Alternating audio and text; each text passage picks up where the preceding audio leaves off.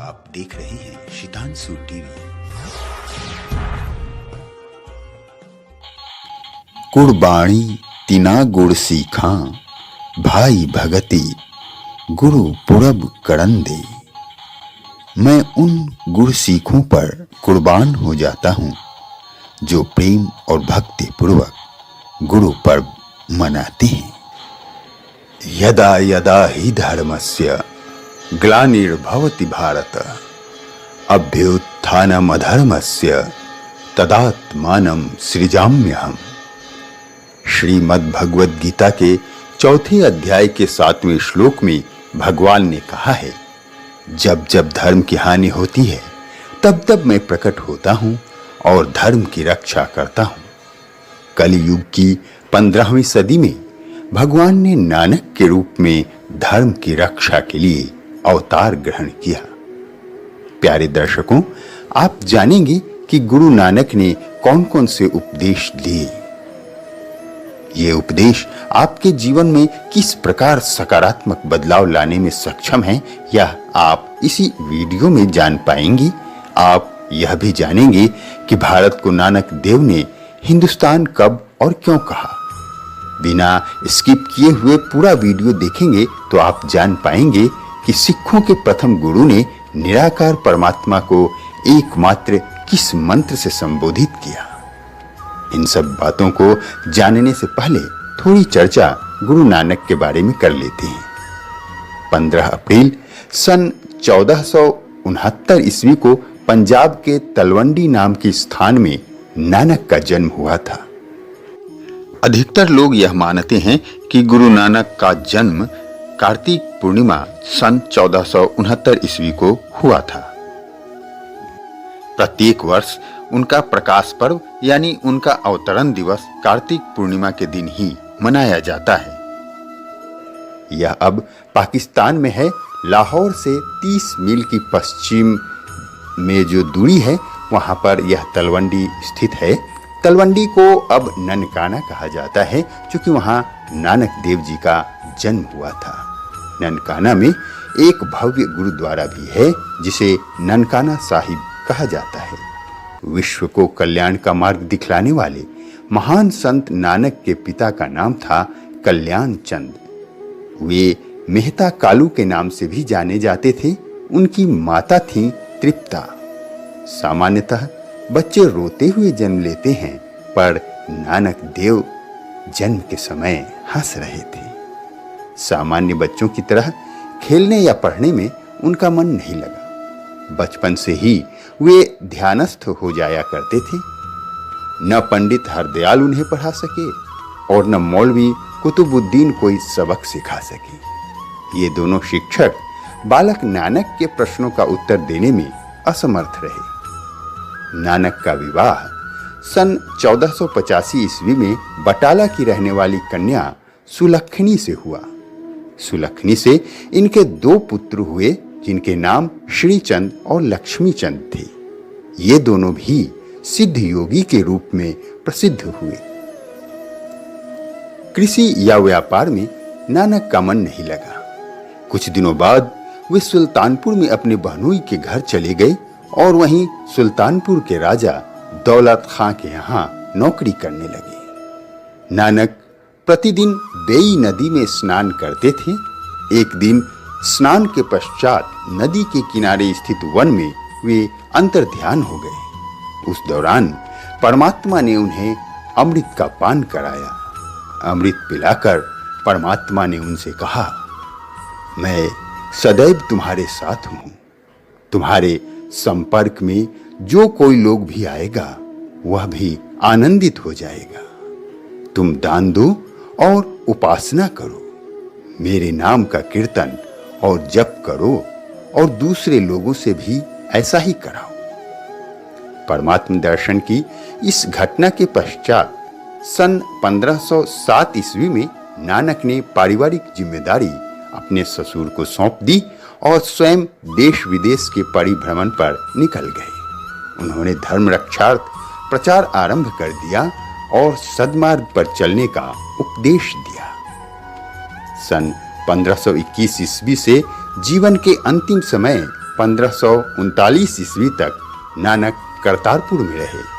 करतारपुर भी पाकिस्तान में ही पड़ता है। करतारपुर में भी विशाल गुरुद्वारा है, जहां विश्व भर से सिख और अन्य धर्मों के श्रद्धालु सालों भर आते हैं। पाकिस्तान और भारत के सम्मिलित सहयोग से करतारपुर कॉरिडोर की शुरुआत की गई है। फिलहाल करतारपुर जाने वाले भारतीय श्रद्धालुओं को $20 का शुल्क पाकिस्तान सरकार को अदा करना पड़ता है। प्रतिदिन अधिकतम 5000 भारतीय श्रद्धालु करतारपुर की तीर्थ यात्रा कर सकते हैं। गुरु नानक ने जाति पाति को समाप्त करने और सब में समभाव प्रकट करने के लिए लंगर की प्रथा आरंभ की थी। लंगर में छोटे बड़े और अमीर गरीब एक ही पंक्ति में बैठकर भोजन करते हैं। आज भी सभी गुरुद्वारों में लंगर की परंपरा जारी है। लंगर में सेवा और भक्ति का भाव मुख्य होता है। गुरु नानक देव जी ने जो उपदेश दिए वे सदैव प्रासंगिक बने रहेंगे। उन्होंने कहा है, परमात्मा एक अनंत, सर्वशक्तिमान और सत्य है, वह सर्वत्र व्याप्त है। नानक देव ने मंत्र को नाम कहा है। भगवान के मंत्र अर्थात भगवान के नाम का स्मरण ही सर्वोपरि तत्व है और यह नाम गुरु द्वारा प्राप्त होता है।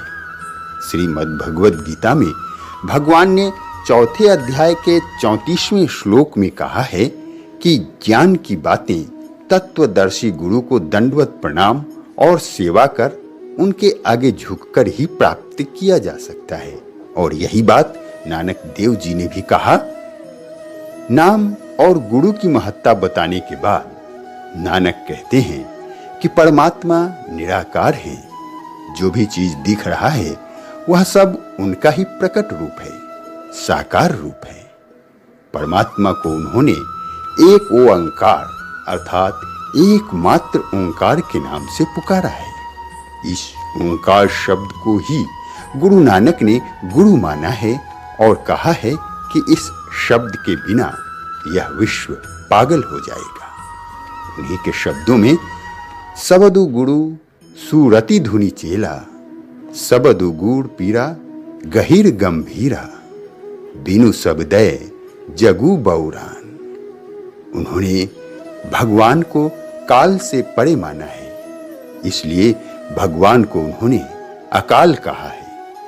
वह अकाल ही एकमात्र सत्य है। तभी तो उन्होंने कहा, जो बोले सो निहाल, सत श्री अकाल। शिक्षा को सीख भी कहते हैं। इस तरह जिन्होंने नानक देव की शिक्षा को माना और उनके बताए रास्ते पर चलना स्वीकारा, वे सभी नानक देव के अनुयायी बन गए और वे सिख कहलाए।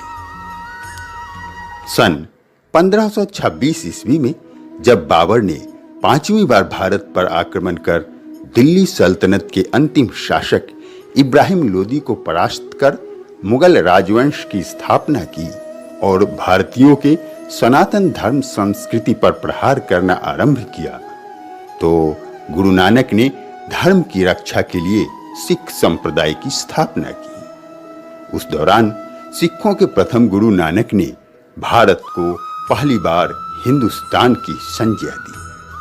उन्होंने बाबर के हमले के संदर्भ में कहा था, खुरासान खशमाना किया, हिंदुस्तान डराइया। गुरु नानक की वाणी भक्ति, ज्ञान और वैराग्य से ओतप्रोत है। उन्होंने सिखों और समस्त श्रद्धालुओं को जीवन जीने और मोक्ष प्राप्त करने के आसान रास्ते बताए। उन्होंने कहा, ईश्वर एक हैं, पर उनके अनेक रूप हैं, अनेक नाम हैं। ईश्वर के अनंत रूपों और अनंत नामों के जंजाल में उलझना नहीं चाहिए। उनके किसी एक रूप की ही उपासना करनी चाहिए। ईश्वर सब जगह व्याप्त हैं। वे सभी प्राणियों और निर्जीवों में मौजूद हैं। ईश्वर की भक्ति करने वालों को किसी का भय नहीं रहता। भगवान का भक्त निर्भय ईमानदारी से मेहनत करके ही जीवन यापन करना चाहिए। बेईमानी का धन रोग, शोक और दुख का कारण होता है।